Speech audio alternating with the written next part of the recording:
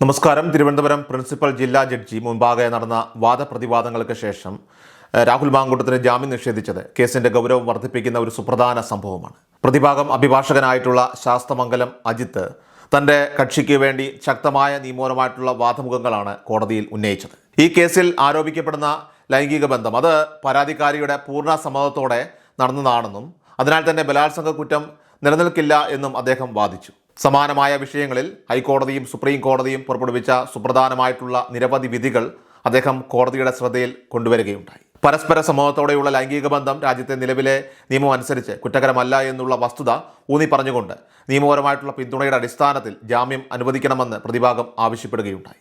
ഈ വാദങ്ങൾ കോടതിയുടെ പരിഗണനയിൽ വന്നതായിട്ട് തോന്നിയെങ്കിലും ജാമ്യാപേക്ഷ തള്ളിയ കോടതിയുടെ നടപടി കേസിന്റെ മറ്റു ചില സങ്കീർണ ഘട്ടങ്ങളിലേക്കാണ് വിരൽ ചൂണ്ടുന്നത്.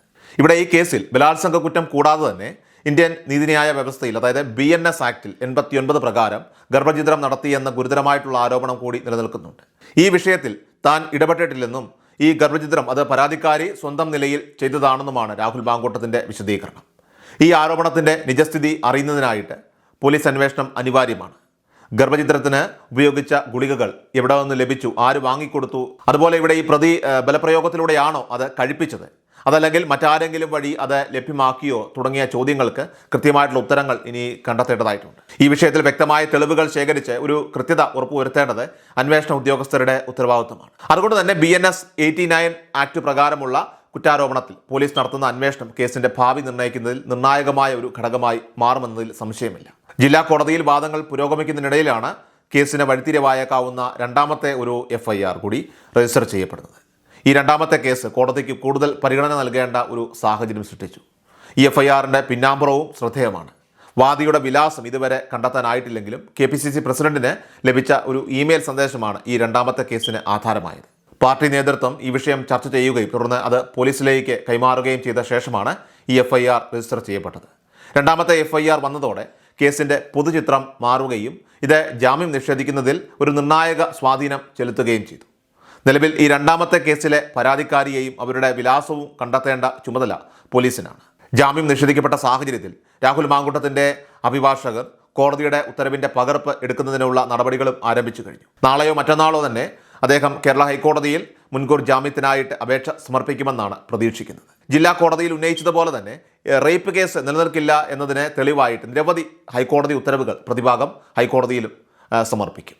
എന്നാൽ നിലവിൽ അദ്ദേഹം ഒളിവിൽ തുടരുകയാണ് എന്നുള്ളതും ഏറെ ശ്രദ്ധേയമാണ്. മുൻപ് കേസുകളിൽ ഉൾപ്പെട്ടതിൻ്റെ അനുഭവത്തിൽ പോലീസിൻ്റെ ട്രാക്കിങ്ങിൽ നിന്ന് രക്ഷപ്പെടാനുള്ള തന്ത്രങ്ങൾ അദ്ദേഹം മെനഞ്ഞിട്ടുണ്ട്. മൊബൈൽ ഫോൺ ട്രാക്കിങ്ങിൽ നിന്ന് രക്ഷപ്പെടാനായിട്ട് മൊബൈൽ ഉപയോഗവും സഞ്ചാരപാതയും തന്നെ അദ്ദേഹം വേർതിരിച്ചിരിക്കാനാണ് സാധ്യത. ഈ സാഹചര്യത്തിൽ ഹൈക്കോടതിയിൽ ജാമ്യാപേക്ഷ നൽകി അനുകൂലമായ വിധി സമ്പാദിക്കാനാണ് അദ്ദേഹം ശ്രമിക്കുക. എന്നാൽ ഹൈക്കോടതിയിലും ജാമ്യം നിഷേധിക്കപ്പെടുകയാണെങ്കിൽ സുപ്രീം കോടതിയെ സമീപിക്കുന്നതിന് പകരം കീഴടങ്ങുന്നതാണ് അഭികാമ്യമോ എന്ന ചിന്ത നിയമവൃത്തങ്ങളിൽ പോലും ഇപ്പോൾ ഉയരുന്നുണ്ട്. ഈ കേസ് നിയമപരമായിട്ടുള്ള ഒരു വിഷയം എന്നതിലുപരിയായി ശക്തമായ രാഷ്ട്രീയ മാനം കൈവരിച്ചിട്ടുണ്ട്. സംഭവം പുറത്തു വന്നതിന് ശേഷം മാധ്യമങ്ങളും ചാനലുകളൊക്കെ തന്നെ പൊതുവെ പരാതിക്കാരിയായ യുവതിക്ക് പിന്തുണ നൽകുകയുണ്ടായി. ഇതിനോടൊപ്പം തന്നെ അദ്ദേഹത്തിൻ്റെ രാഷ്ട്രീയ പ്രസ്ഥാനമായ കോൺഗ്രസ് പാർട്ടി പോലും അദ്ദേഹത്തെ സസ്പെൻഡ് ചെയ്യുകയും ചെയ്തു. ഇപ്പോഴിതാ പുറത്താക്കൽ നടപടിയിലേക്ക് പോലും കടന്നിരിക്കുകയാണ്.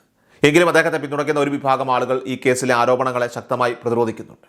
ഈ കേസ് രാഷ്ട്രീയ പ്രേരിതമാണെന്നും അദ്ദേഹത്തെ ഇരയാക്കാൻ ശ്രമിക്കുന്നുണ്ടെന്നും അവർ വാദിക്കുകയാണ്. രാഹുൽ മാങ്കൂട്ടത്തിനെതിരെയുള്ള ആരോപണങ്ങൾ നിലനിൽക്കുമ്പോഴും അദ്ദേഹത്തിന് ശക്തമായ ജനപിന്തുണയുണ്ട്.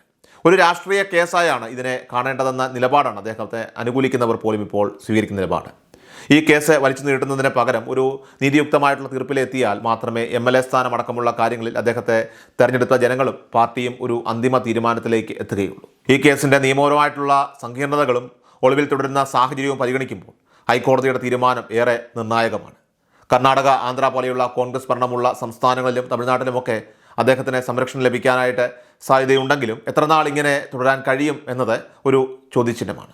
പരസ്പര സമ്മതത്തോടെയുള്ള ബന്ധം ഒരു കുറ്റകരമായ നടപടിയല്ല എന്നുള്ള പൊതുധാരണ നിലനിൽക്കുമ്പോഴും മറ്റ് ആരോപണങ്ങൾ നിലനിൽക്കുന്നതിനാൽ തന്നെ നിയമപരമായിട്ടുള്ള വഴികളിലൂടെ നീങ്ങേണ്ടതുണ്ട്. ഹൈക്കോടതിയിൽ നിന്ന് ജാമ്യം ലഭിച്ചില്ലെങ്കിൽ കേസ് കൂടുതൽ വഷളാകാതെ പ്രിൻസിപ്പൽ ജില്ലാ ജഡ്ജിയുടെ മുൻപാകെ സറണ്ടർ ചെയ്യുന്നതാണ് ഉചിതം. കീഴടങ്ങി പോലീസ് കസ്റ്റഡിയിലെ ചോദ്യം ചെയ്യലിനെ വഴങ്ങുന്നതിലൂടെ അന്വേഷണം വേഗത്തിൽ പൂർത്തിയാക്കാനും തെളിവുകൾ ശേഖരിച്ച ശേഷം പിന്നീട് ജാമ്യം പരിഗണിക്കാനും അത് സഹായകമാകും. അതുകൊണ്ട് തന്നെ ഹൈക്കോടതിയുടെ ജാമ്യാപേക്ഷയിലുള്ള തീരുമാനം കൂടി വന്ന ശേഷം ഉചിതമായിട്ടുള്ള രാഷ്ട്രീയ നിയമപരമായിട്ടുള്ള നിലപാട് സ്വീകരിക്കുന്നതാകും ഈ വിഷയത്തിൽ രാഹുൽ മാങ്കൂട്ടത്തിന് ഏറെ അഭികാമ്യമെന്നാണ് നിയമവൃത്തങ്ങൾ നൽകുന്ന വിശദീകരണം.